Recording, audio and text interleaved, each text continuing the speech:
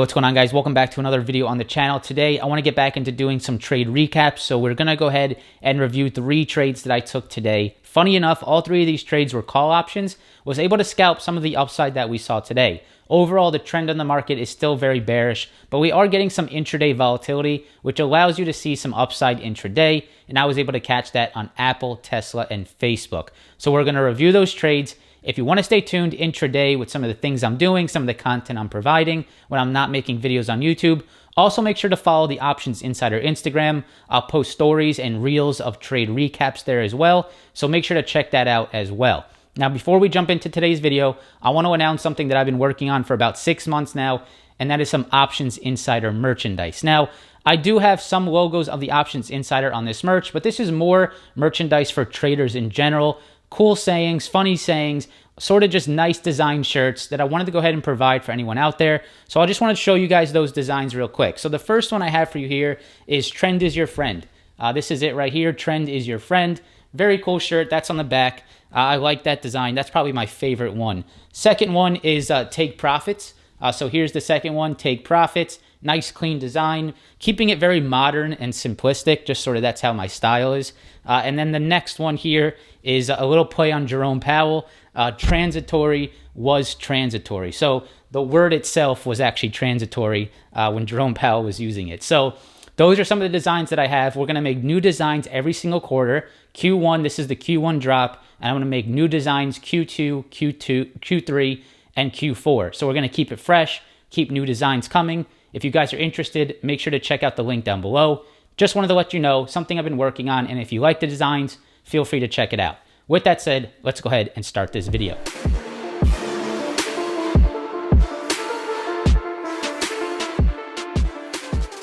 All right, guys, so the first trade we are going to review today is a trade I took on Facebook. This was an earlier morning trade. We'll look at Facebook, and we'll sort of go chronological. So Facebook, and then Apple, and then end of day Tesla. Tesla had a nice little rip end of day. It was able to scalp some of that momentum. So on your screen, you are looking at Facebook. Now, my analysis on this trade started on the daily chart. So I was looking at the daily chart, and I was looking at a very important $300 level. So if we look at this daily chart, you guys can see that right here at around $300 a share, you can see we've had a very critical level here. We had previous resistance, support, support, and support, and we were back at that level. So in the pre-market, I was very focused on what is Facebook going to do around this 300. Yesterday, I took a downside play off 300. Today, I wanted to see if I could take maybe a hold of that level. I was focused on it. I wasn't guaranteed to trade it, but it did set itself up very nicely. So if we go into the 1-minute chart, I'm going to go ahead and put the after hours on to make this a little bit cleaner.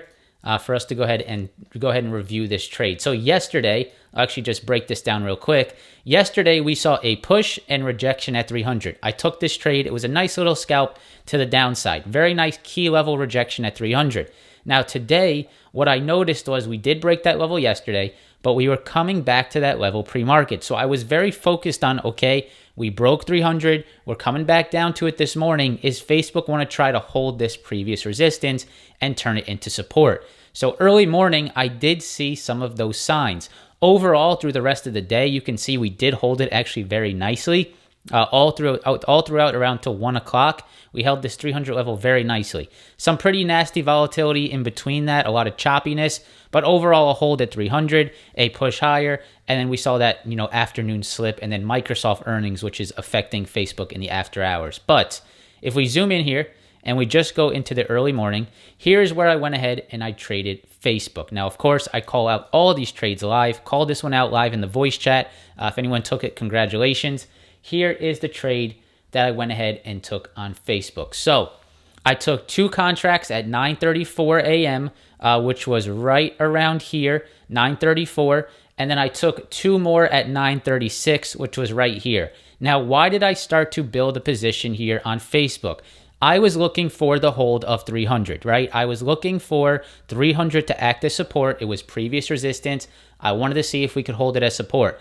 I have a very structured trade here. I have my easy stop loss level. If I see this thing drop below 300, start to flush under these lows, then I'm going to go ahead and get out of the trade because that's a very easy little stop loss. I think that we're going to go ahead and hold 300. At the same time, the NASDAQ was starting to gain some momentum as well. So I wanted to see if I could catch that 300 hold.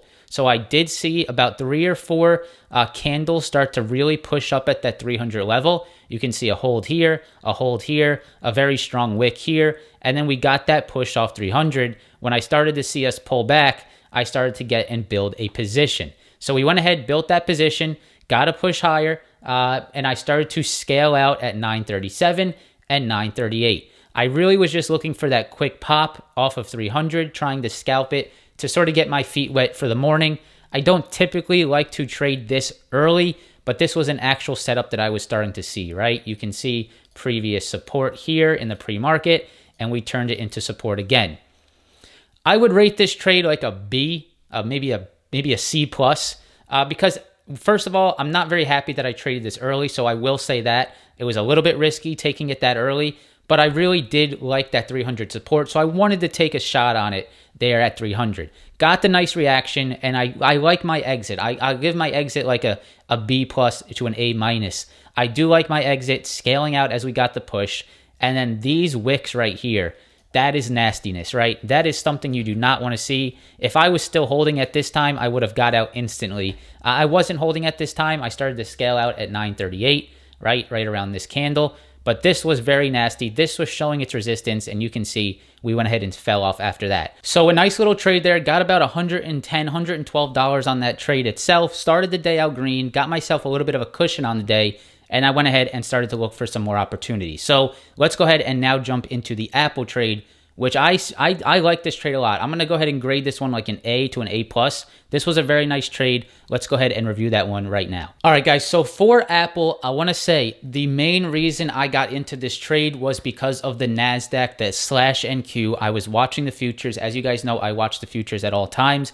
The reason I got into this Apple trade was not based on just Apple. It was mainly based off of the price action that I was seeing on the NASDAQ. So this morning, you guys saw we got that NASDAQ push lower. This is the Facebook move that I traded here on the NASDAQ. Started to see that flag on the NASDAQ, right? And this is sort of why I got into Facebook right around here. As I was saying, you got that NASDAQ strength. But anyways, on to Apple. So we got that push lower on the NASDAQ. We started to build some very nice support in this level, right around 14,050 to 14,070. This was a previous support level, and I was watching it like a hawk. Now, what I noticed was we were building an inverse head and shoulders on this market. I was very interested for the NASDAQ to go ahead and break over this level right here. As you guys can see, we have a left shoulder, a head, a right shoulder, and we have that neckline right around 14,140.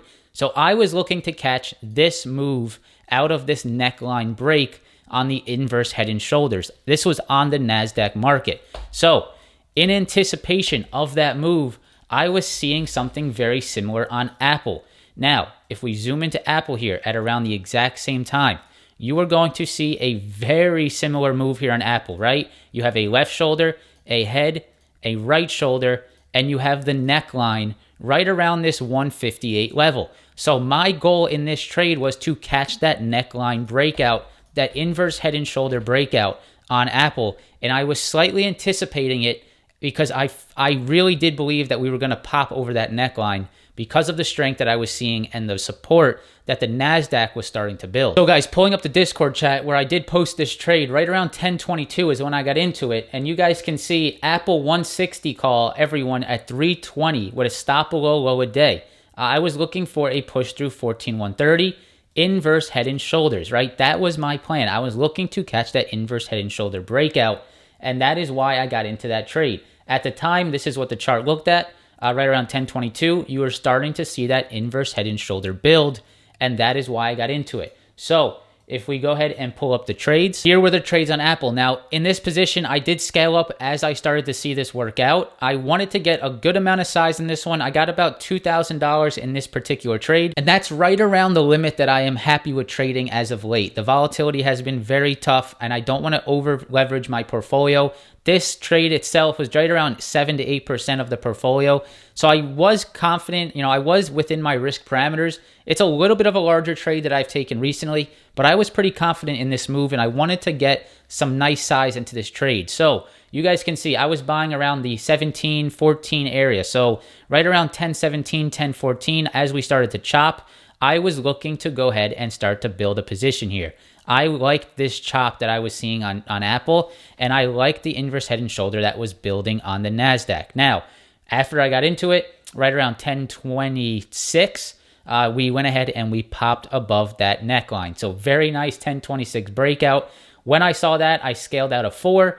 At 1030, I scaled out of 2 more. And then at 1036, when we started to take a little bit of a drop here, I scaled out of the last one. So on this trade, I caught about 30, 40 cents on those contracts. With about 7 contracts, I got about a $200 gainer on this trade itself. Just a really nice neckline breakout, inverse head and shoulders. And I was really just focused on catching that inverse head and shoulders that was presenting itself on the NASDAQ. I went with Apple because I know Apple is a stock that will be very correlated to the NASDAQ move. So I did take some Apple contracts there. That was my second trade of the day. This one I do grade pretty high. I like this trade. I have good risk management on this one. If it drops below right around this 157.40, I would have went ahead and jumped out. If it broke the inverse head and shoulder formation, I would have just went ahead and jumped out of that trade really quickly. Ended up working out nicely. Very nice trade there on Apple. That is the second of 3 trades.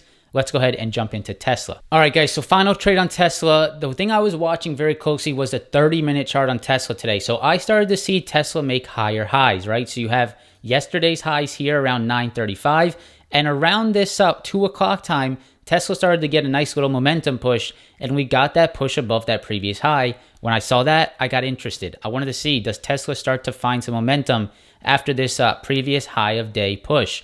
Obviously, you can see in hindsight, we did push down very aggressively end of day, but I was able to catch some scalps here in this volatility push. So as you can see in the 1-minute chart, we got through that previous high of day here, and I was looking for the 9 EMA pullback after this very large push. You guys can see this was about 10 to 12 straight green candles on Tesla, and I was looking to see, can I catch a little 9 EMA trade here on Tesla?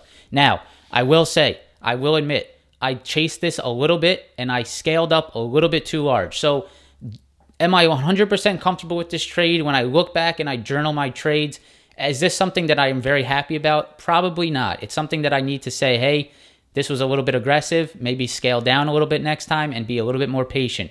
It ended up working out very nicely and the profits were about $200 on this trade, but it could have been a nice loser as well. So I don't want to take too much credit for this trade. I don't want to be too happy about it. I have to be honest with myself as a trader. This was a little aggressive, but here's the trade. So right around 14:21, so 2:21 p.m. on this candle push here, right around the end of that candle push, I was looking to see if I could start a position on a pullback to the 9. So what I should have done better here was I should have waited for the pullback a little bit better. I probably would have got a better average price on this contract if I waited for the pullback to the 9 EMA. That was my mindset getting into it. But, the emotion at the time was that, hey, let me get into one contract here with the idea of possibly adding one, because I just don't want to, if Tesla continued here and just rocketed up again, I would have scaled out on that move and took profits. But I also had in my mind, hey, if it does pull back, let me think about adding one. And then that would be my total size there on that. So 2 contracts on Tesla. The next add was right around 10:22, which was when this contract pulled back. And then you guys can see we sort of just slided lower into the 9 EMA at that time. Held it to the 9 EMA, trusted that 9 EMA hold. As long as it was holding above that 9 EMA, I was planning to hold this trade. As you can see, we did get that bounce. And at 10:27, which was right here, I went ahead and scaled out of both contracts, getting about 2 points on the contract, 1 to 2 points, just about 1 when you average them out with 2 contracts, so about a $200 gainer there on Tesla. B+, B, maybe C- on this one. Not very happy with my patience. Could have been much more patient. Could have got a better entry here at the actual 9 EMA rather than scaling into it as it pulled back. That would have been a better entry, probably would have been a bigger profit because I would have had a better entry on these contracts here, the 970 calls. So I like the trade and I like the trust that I had in the 9 EMA, and the strength that the NASDAQ was showing at the time was intense. So I did have confidence in this trade, but I definitely set myself up with a little bit too much risk. So that's the third trade, up nicely on the day, I ended the day up about $500. I'm going to go ahead and pull up my Interactive Brokers P&L for you guys to see, just so you see what happened today. So let's go ahead and do that real quick. All right, guys, so here's Interactive Brokers. Let's go ahead and run a realized summary tab for the month so far. I'm going to go to custom date. I'm going to go from the 3rd, which is Monday, to today. It won't include today's profits, so we're just going to have to add on to that, and we're going to run that report. As you guys can see, if we go here, this is my account, and we will go to realized and unrealized performance summary. So if we scroll down to the bottom, we can see so far this month, I'm up about $1,100. Add today, up about $1,610. So a good month so far. Nothing wild and nothing that's, very impressive. But what I will say, which I am happy within myself about, is that I've managed risk well, and I've been able to pull a profit in a pretty volatile market period. So I am happy about that. I am happy about some of the performance I've had here. $1,100, add today about $1,600 so far. We have a few more trading days left in January. So far, so good. I'm happy with the profits. I hope I can build a cushion here on this account and start to scale up over time. But that is the trade. That is my profit there on Interactive Brokers so far. Let's see if we can continue this. Just wanted to be transparent with you guys. Here is the P&L so far for January. All right, guys, so that is going to be it for today's video. I hope you enjoyed a little bit of that trade recap. I think if there's one thing to take away from this video, it's that Apple trade. The Apple trade was awesome. I was very happy with that one. Spotting that inverse head and shoulder on the NASDAQ, seeing that price action intraday, and taking a trade based off of that price action, I was very happy with that one. Felt like I was in tune with the NASDAQ, felt like I was in tune with some of the price action, and caught that trade before it happened. So I was very happy with that one. I think that's a good learning lesson from this video. Catching that inverse head and shoulder and catching that NASDAQ breakout, spotting those formations is very key if you can try to get a feel for what the NASDAQ is starting to build up and trying to get ahead of that move. Tesla trade, too aggressive, a little bit too impatient. Overall, good patience on the 9 EMA. And then Facebook, just using a key level there in the morning off of 300. So thank you guys so much for watching. If you enjoyed it, make sure to press that like button. If you want to check out some of the merch, of course, make sure to check out the link down below. Purchase a shirt, send me a photo in it. I'd love to see you guys repping the Options Insider brand. With that said, thank you guys again, and I hope to see you in the next video. Peace.